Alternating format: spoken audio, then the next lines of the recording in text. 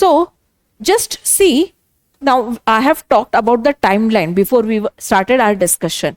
During that time, I have said you that Indus Valley Civilization was the first of its kind which started inscription on the walls, on the cave walls. Okay, so this was done on the cave walls. This was done on the cave walls. Now I have taken the screenshot from the IGNOU material, okay, the IGNOU sources. Okay, so here the sources tells us about that these cave walls are being inscripted through different symbols and the human figures.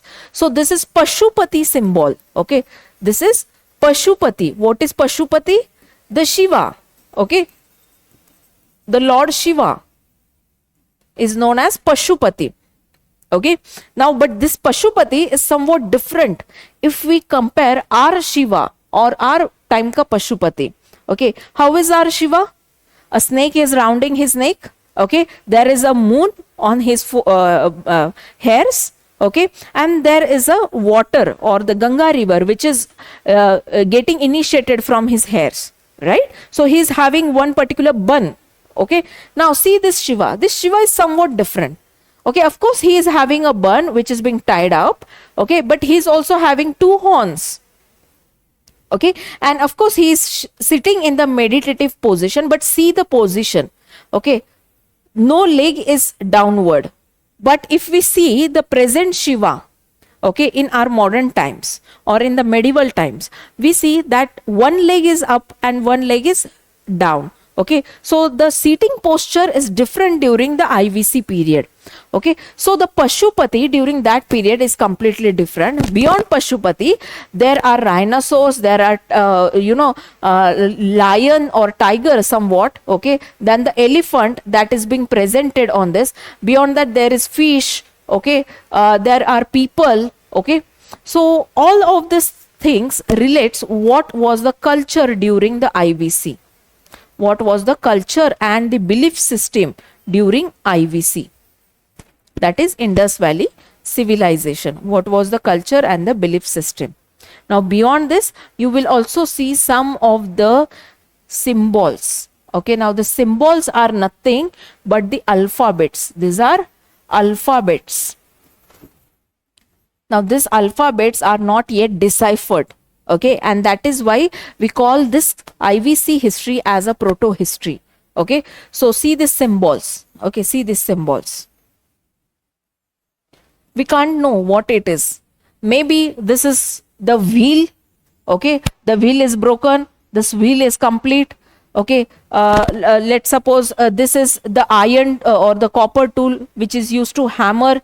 Okay, then yes, there are some of the symbols which are somewhat decipherable, okay, but some are undecipherable, and that is why all of this which we found at the Sindh province, now this was found at the Sindh province, that is present Pakistan and some part of Punjab. Okay, so this Sindh province, now in the Sindh province we have two sites, Harappan site and the Mohenjo-daro site.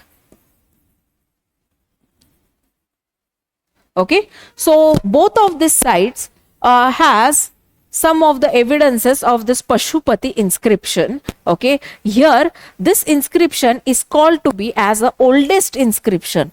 Okay, oldest inscription in the Indian history, in the Indian ancient history. Okay, this is one of the very first inscription as of now. Okay, now here the animals are depicted. Okay, the Lord is depicted. Okay, the way of life is depicted, and there is some or the another kind of language which is being carved out. Okay, now the same symbols are being carved out on the coins also, on the coins and the seals. Okay, so it tells us about the trade relations, or it tells us about the different kind of relation, transactive relations that this Harappan people had been kept. Or I have talked about the identity card. Okay, the identity card which was being used to enter the market. Okay, now this seal is somewhat rectangular in shape. Okay, and there are some of the symbols, and here it is one single symbol. Okay, so this works as an identity card, similar way like when you enter airport, okay, you have to show your Aadhaar card offline, okay, in offline or in the mobile. Okay, so this works as an identity card. Okay, so this identity card was being provided through some of the seals during the IBC. Okay, so we come to know about some of the culture, livelihood during that period. In fact, we also come to know about some of the activities that were being carried out during the Indus Valley Civilization. Now, we need to study what are the types of inscription. Now, we have seen the Indus Valley Civilization. Okay, now we are moving towards the next generations. Okay, now after the Mahajanapadas, or especially during the Magadha Empire, okay, we see that the inscriptions are more. Why they are more? Because see, as and when the king would be trying to expand more, okay, now when the king has an aim or a goal to expand on the larger scale, he would be trying to dominate, he would be trying to empiricize his own kingdom. Okay, and that is why he would be putting some or the another kind of marks on this inscriptions, so that the history tells the future generations, the future generation would be telling or knowing the history about the past generations. Okay, so here the kings would be trying to have different kind of inscription through the different kind of sources. Some would be the public sources, some would be the private sources, right? And depending upon this evidences, we have categorized the inscriptions into 3 to 4 ways. The first way is the votive inscription.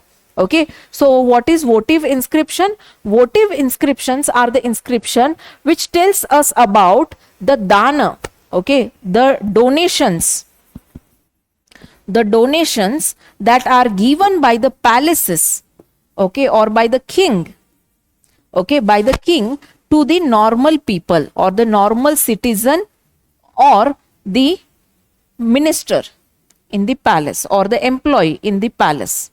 Okay, so this is known as the votive inscription. So it talks about who gave and to whom he gave and what he gave. Okay, so if you see this, okay, okay, this is elephant. Okay, this is the donor, this is the donor and this is the donee. Okay, so who is the donor? He is a king.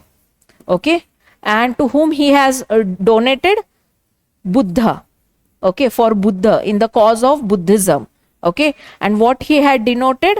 Some animals, or it is now, see, this is the cow, this is a cow, okay, who is giving a milk. Okay, so this donations are being inscripted on this stone walls. Okay, and they are being placed at some of the areas which would be accessible to the normal janta. Now see this. Okay, this is a man, okay, and he is having umbrella in his hand. Okay, and so this is the donation being made. Okay, so this might be a foreign traveler, okay, so who is talking about the donations. Fine. Now after this,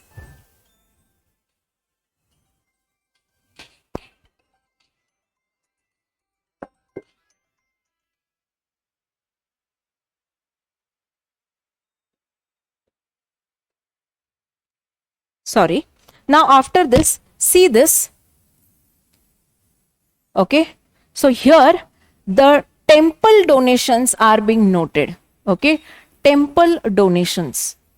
If you are friendly with this image, you can analyze that this is a Shiv Linga. Okay, this is Shiv Linga. Okay, so these are the temple donations. Okay, so Dana Shasanas, these are also known as the Dana Shasanas, the donations made by a king, the donations made by significant individuals, okay, to the normal janta or to the religion, okay, for preaching of the Buddhism, preaching of the Jainism, okay, and in fact the temple donations also. Okay, so these are known as the votive inscription.